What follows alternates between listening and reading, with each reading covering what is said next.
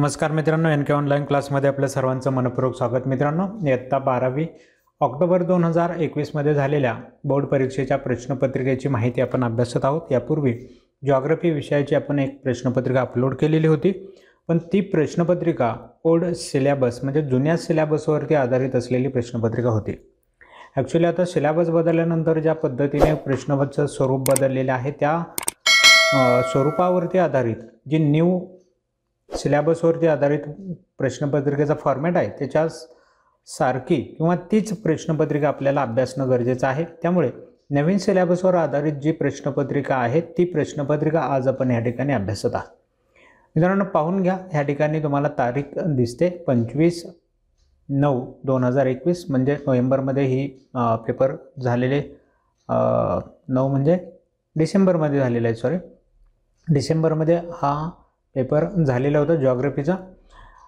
7 पानांची ही प्रश्नपत्रिका होती, 3 तासाचा वेळ होता आणि 80 मार्काची ही प्रश्नपत्रिका होती। सुरुवातीला काही सूचना दिलेल्या होत्या, सर्व प्रश्न सोडवणे आवश्यक आहे, प्रश्नांची उत्तरे लिहिताना आवश्यक तेथे योग्य आकृत्या आलेख काढावेत, रंगीत पेन्सिलचा वापर करण्यास परवानगी आहे, नकाशा पेन्सिलचा वापर योग्य येथे करावा, उजवीकडे अंक पूर्ण गुण दर्शवतात आणि नकाशाची पुरवणी मूळ उत्तरपत्रिकेस जोडावी। अशा पद्धतीने काही सूचना या ठिकाणी दिलेल्या आहेत। जिओग्राफीच्या संदर्भातल्या ह्या सूचना आहेत, आपण ह्या आपल्या शिक्षकांनी सांगितलेल्या असतील त्या समजून घ्या आणि त्या पद्धतीने हे पेपर सोडवा। पहा, सुरुवातीचा पहिला प्रश्न पाहूया। दिलेल्या सूचनेनुसार खालील उपप्रश्न सोडवा हा प्रश्न होता। 20 गुणांचा पहिला प्रश्न आहे। त्यामध्ये उपप्रश्न होता अ, ब आणि क स्तंभातील घटकांचे सहसंबंध लावून साखळी पूर्ण करा असा हा प्रश्न आहे, ज्यामध्ये अ गटात काही प्रश्न दिलेत, ब गटात काही दिलेत आणि क गटामध्ये काही प्रश्न दिलेले आहेत। यांची आपल्याला योग्य जोड्या जुळवून साखळी पूर्ण करायची होती। पहिला प्रश्न होता प्रतिकूल हवामान, दुसरा होता वृद्ध लोकसंख्या, तिसरा होता सखोल उदरनिर्वाह शेती, चौथा होता साखर कारखाना आणि पाचवा होता नैसर्गिक प्रदेश।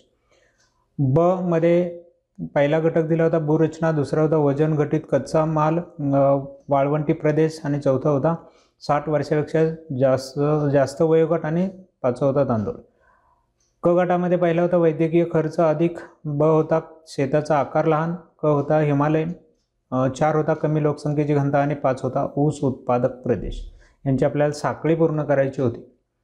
त्यानंतर ब उपप्रश्न खालील विधाने दिलेल्या सूचनेनुसार पूर्ण करायची होती। 5 मार्कासाठी 5 विधानं होती। पहिला होता लोकसंख्या घनता वर्गीकरणानुसार जास्त घनतेची वस्ती ते कमी घनतेची वस्ती असा क्रम लावा आणि त्याचे 4 पर्याय दिलेले होते। दुसरा प्रश्न होता खाली दिलेल्या खंडांचा साक्षरतेनुसार उतरता क्रम लावा, त्याचेही 4 पर्याय दिलेले होते। तिसरा प्रश्न होता तृतीयक व्यवसायापासून प्राप्त स्थूल राष्ट्रीय उत्पादनानुसार दिलेल्या देशांचा चढता क्रम लावा, याचे 4 पर्याय दिलेले होते। चौथा होता महाराष्ट्रातील दिलेल्या विभागांच्या आर्थिक विकासानुसार चढता क्रम लावा, त्याचे 4 पर्याय दिलेले होते। आणि पाचवा प्रश्न होता विषुववृत्तीय प्रदेशापासून ध्रुवीय प्रदेशांकडे वनांचा क्रम लावा आणि त्याचेही 4 पर्याय दिलेले होते। त्यानंतर क हा उपप्रश्न होता 5 मार्कासाठी अचूक सहसंबंध ओळखा व लिहा। यामध्ये ए विधान दिलेलं होतं आणि आर हे त्याचं कारण होतं। अविधान काय आहे, सुपीक मैदानी प्रदेशात दाट लोकवस्ती आढळते आणि त्याचं कारण दिलेलं आहे सुपीक मृदा ही शेतीसाठी उपयुक्त असते। याच्या संदर्भात असलेले 4 पर्याय दिलेले आहेत, त्यापैकी कोणता पर्याय बरोबर आहे तो आपल्याला शोधायचा होता। यानंतर आहे प्रश्न दुसरा, नगरे वाढतात त्याचबरोबर त्यांचे कार्यही वाढतात आणि त्याचं कारण होतं एका नगराला केवळ एकच कार्य असू शकते आणि त्याचे 4 पर्याय दिलेत, योग्य पर्याय आपल्याला ओळखायचा होता। तिसरा प्रश्न होता त्यामध्ये विधान मुंबई येथील दमट हवामान सुती वस्त्र उद्योगास पूरक आहे आणि आर उद्योगास मोठ्या प्रमाणात पाण्याची आवश्यकता असते, त्याचेही 4 पर्याय दिलेत, योग्य पर्याय निवडायचं होतं। चौथा प्रश्न होता त्यामध्ये विधान निसर्ग हा मानवापेक्षा श्रेष्ठ आहे आणि त्याचं कारण होतं निसर्गात अनेक चमत्कारिक घटना घडत नाहीत, त्याचेही 4 पर्याय दिले, योग्य निवडायचं होतं।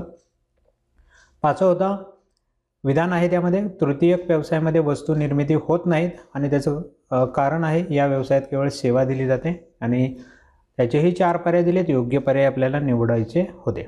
असा हा पहिला प्रश्न।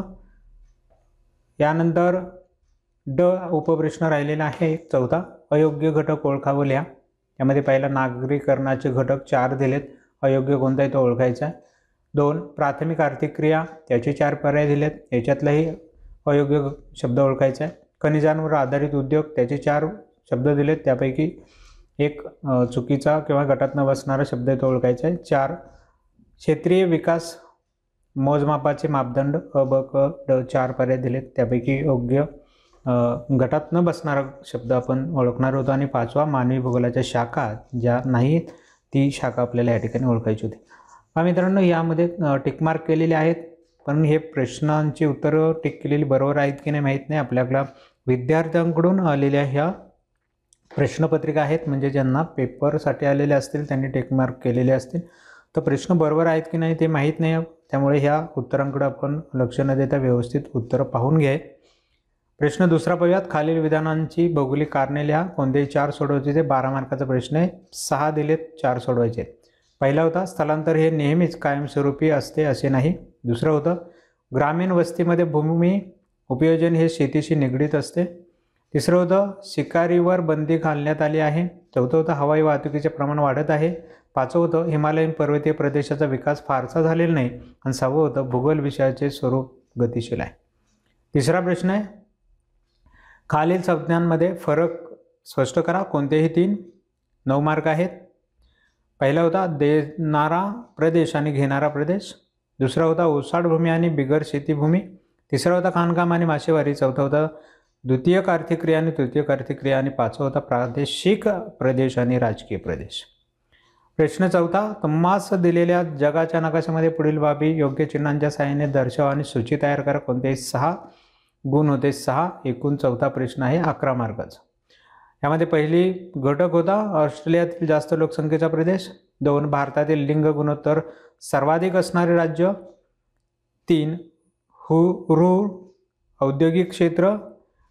चौथा होता पंचमहासरोवराजवळील औद्योगिक क्षेत्र। 5 सुएझ कालवा। 6 चहा निर्यात करणारा प्रमुख देश। 7 सहारा वाळवंट। 8 जपानमधील एक प्रमुख औद्योगिक शहर। ब उपप्रश्न आहे खालील आलेखाचे वाचन करून दिलेल्या प्रश्नांची उत्तरे लिहा। 5 मार्कासाठी आलेख दिलेला होता आणि खाली प्रश्नही दिलेले आहेत 5, त्यानुसार आपल्याला उत्तरे लिहायची होती। त्यानंतर आहे 5वा प्रश्न आहे खालील विषयांवर संक्षिप्त टिपा लिहायच्या आहेत। कोणत्याही 3। 12 मार्काचा प्रश्न आहे मळ्याची शेती, स्थानमुक्त उद्योग, संदेशवहनातील कृत्रिम उपग्रहाचे महत्त्व, प्रादेशिक विकासावर परिणाम करणारे घटक आणि भूगोलातील आधुनिक कल। 6वा प्रश्न उतारा वाचून उत्तरे लिहायची आहेत। 4 मार्काचा पहिला एक उतारा दिलेला होता आणि त्याच्यावरती 4 प्रश्न दिलेत। ब मध्ये आकृती काढून नावे द्यायची होती। आकृती आहे वयोरचनेचा विस्तारणारा मनोरा। दुसरं होतं रेषीय वस्ती आणि तिसरं होतं भूगोलाच्या अभ्यासासाठी लागणारे कौशल्य। आणि मित्रांनो शेवटचा 7वा प्रश्न आहे सविस्तर उत्तरे लिहा। कोणते 1 2 प्रश्न दिलेत, 8 मार्काचा एक प्रश्न आहे। पहिला होता लोकसंख्येच्या वितरणावर परिणाम करणारे प्राकृतिक घटक उदाहरणांसह स्पष्ट करा। आणि दुसरा होता साखर उद्योगावरती परिणाम करणारे घटक स्पष्ट करा। 2 पैकी 1 प्रश्न सोडवायचा होता। अशा पद्धतीने मित्रांनो हा नवीन सिलेबसवरती आधारित असलेल्या प्रश्नाच्या स्वरूपात जी ऑक्टोबर 2021 मध्ये परीक्षा झालेली होती त्या परीक्षेत अशा पद्धतीची ही प्रश्नपत्रिका विचारण्यात आलेली होती। मित्रांनो ह्या प्रश्नपत्रिकेचा आधार घेऊनच आपल्याला 2022 मध्ये जी फेब्रुवारीत परीक्षा होणार आहे त्या परीक्षेतील तयारी करता येऊ शकते। त्यासाठी मी ही प्रश्नपत्रिका आपल्याला उपलब्ध करून दिलेली आहे। भविष्यात येणाऱ्या विद्यार्थ्यांना देखील ह्या जुन्या प्रश्नपत्रिका उपयोगी ठरणार आहेत, तर त्यांच्यासाठी देखील ह्या प्रश्नपत्रिका इथं आपल्याला फायदेशीर ठरू शकतात। चला तर मित्रांनो तुमच्यापर्यंत ही प्रश्नपत्रिका पोहोचली असेल तर आपल्या मित्रांपर्यंतही पोहोचवण्याचं काम करा, जेणेकरून सर्वांना ह्या प्रश्नपत्रिकेच्या स्वरूपाचा फायदा होईल। कुठल्या प्रकरणावरती कुठं आणि कशा पद्धतीचे प्रश्न विचारले जातात हे देखील तुम्हाला यामधून समजणार आहे। त्याचा अभ्यास करूनच तुम्ही जर ह्या विषयाची तयारी करत असाल तर नक्की तुम्हाला बोर्ड परीक्षेत त्याचा उपयोग होऊ शकतो। चला तर मग आजचा व्हिडिओ या ठिकाणी थांबूया। भेटूया आपल्या पुढच्या नवीन व्हिडिओमध्ये अशाच पद्धतीने इतर विषयांच्या संदर्भातील प्रश्नपत्रिकांची माहिती घेऊन। तोपर्यंत नमस्कार।